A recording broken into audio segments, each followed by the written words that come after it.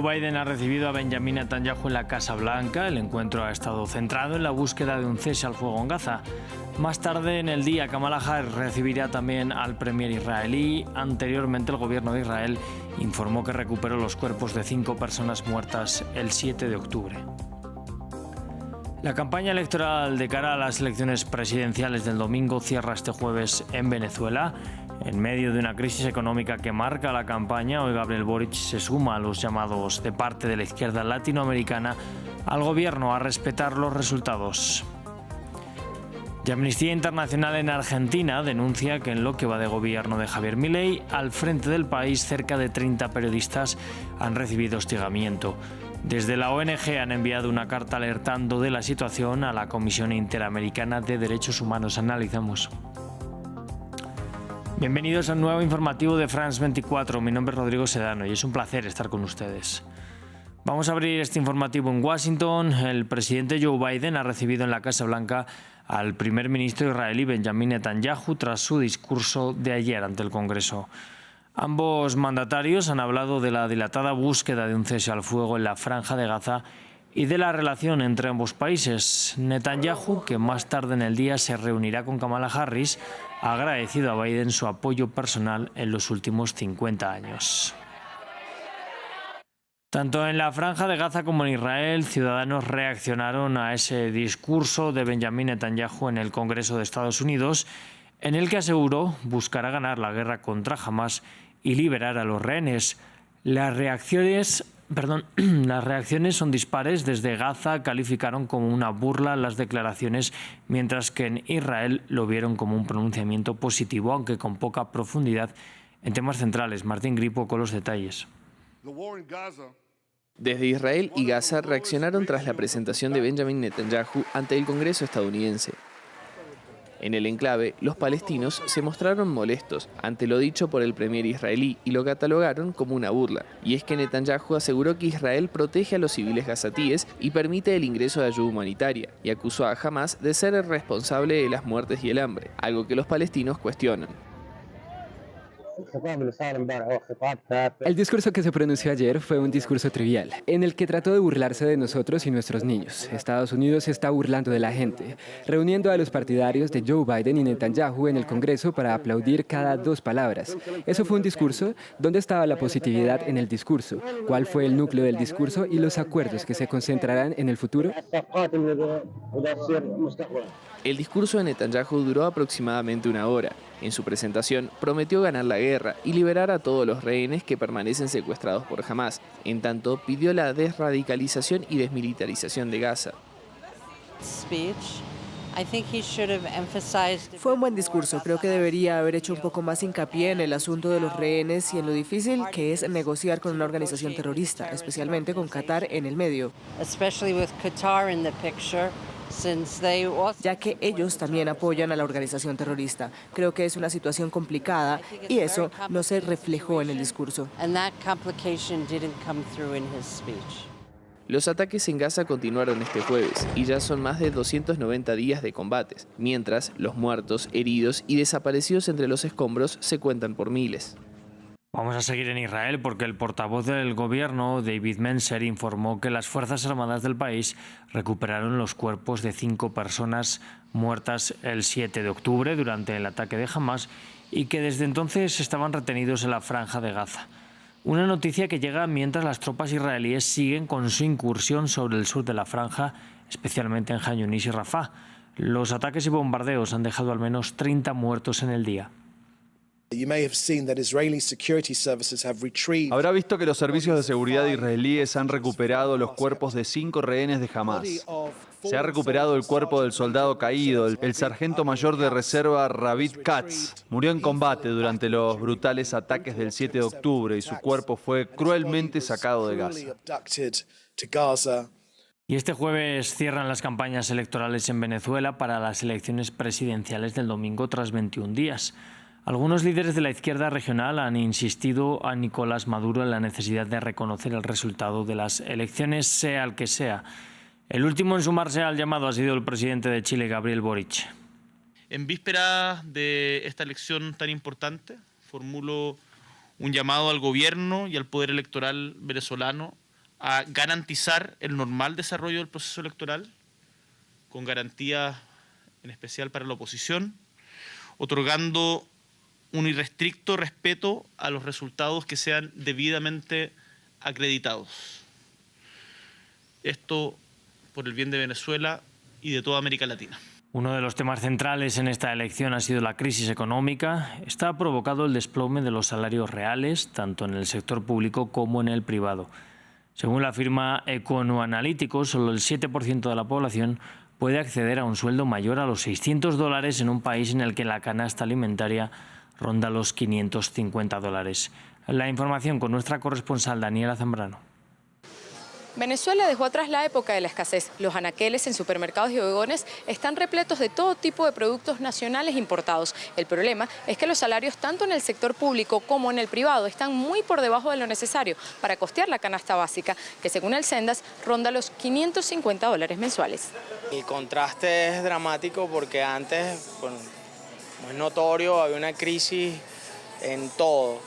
Y hoy en día hay abundancia, gracias a Dios, y se puede reflejar. Lógicamente, hay todos los productos al alcance de lo que pueda la persona. Un profesional debe dar en promedio por los $360, $370 mensuales. Un gerente debe estar por los $500, $600 mensuales, pero cuando tú promedias todo eso, más o menos debe andar alrededor de los $200 mensuales, que por supuesto es netamente inferior del costo nada más de la canasta de alimentos. Los ciudadanos se las ingenian para sobrevivir. La mayoría tiene entre 2 o 3 empleos simultáneos. Otros se ayudan con las remesas que envían sus familiares que emigraron. Y hay quienes acuden a mercados a cielo abierto buscando economía o compran estrictamente lo necesario, en un país en el que un pensionado gana el equivalente a 1 kilo de cebolla. Yo soy pensionada, a mí esa pensión no me dura para nada, ni siquiera para comprarme una caja de pastillas. Esta bolsa de limoncito es la mitad de un salario mínimo. Muy pocas veces se hace un buen mercado. ¿Qué se puede comprar un venezolano con el salario mínimo?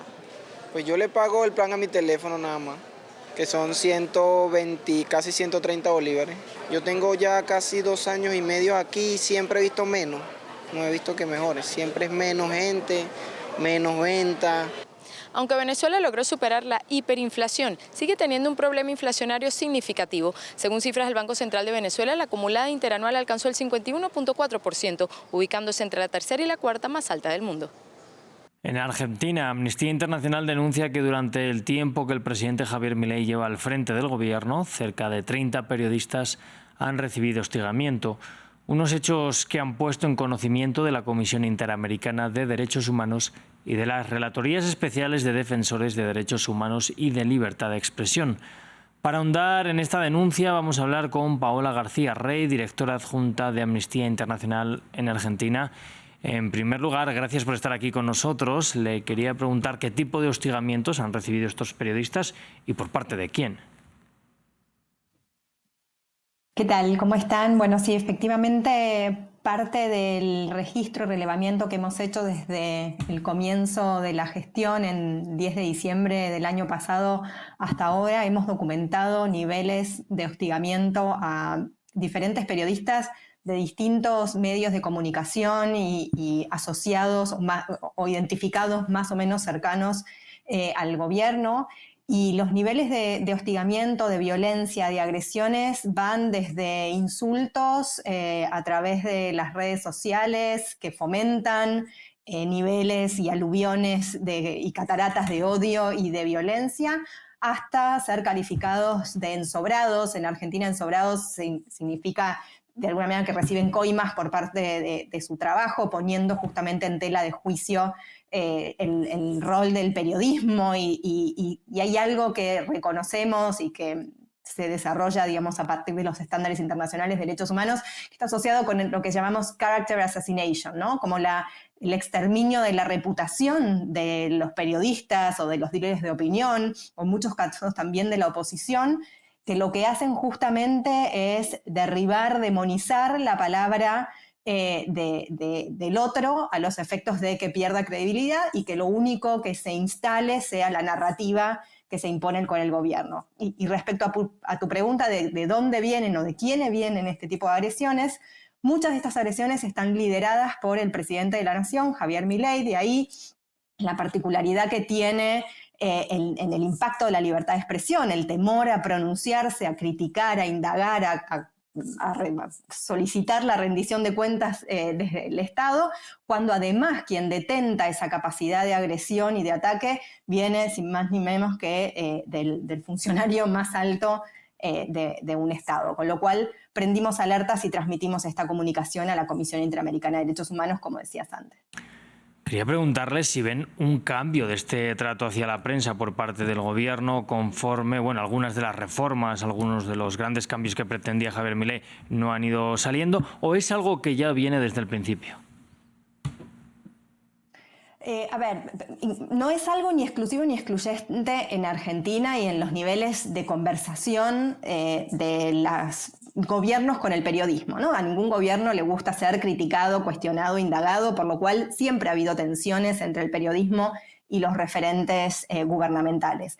Las particularidades que vemos ahora es que este tipo de narrativas y de retóricas son una constante como parte de la estrategia de comunicación del gobierno y muchas veces derivan en políticas concretas. Uno de los últimos anuncios que se ha hecho es no solo el desmantelamiento en su momento de la agencia TELAM, que es la agencia de noticias públicas, sino además se han recortado y en algunos casos removido, como en el caso de Silvia Mercado, una periodista con más de 10 años de presencia en las ruedas de prensa de la Casa Rosada, de la Casa de Gobierno, a partir de sus interlocuciones con el gobierno y sus preguntas y demás, se le ha removido la acreditación en Casa Rosada y parte de la política que busca, que se anunció que se va a presentar, es reducir y restringir la capacidad de periodistas de estar en esas ruedas de prensa, que básicamente son el primer contacto con la jefatura de gabinete, con la vocería de la presidencia, para conocer cuáles son las políticas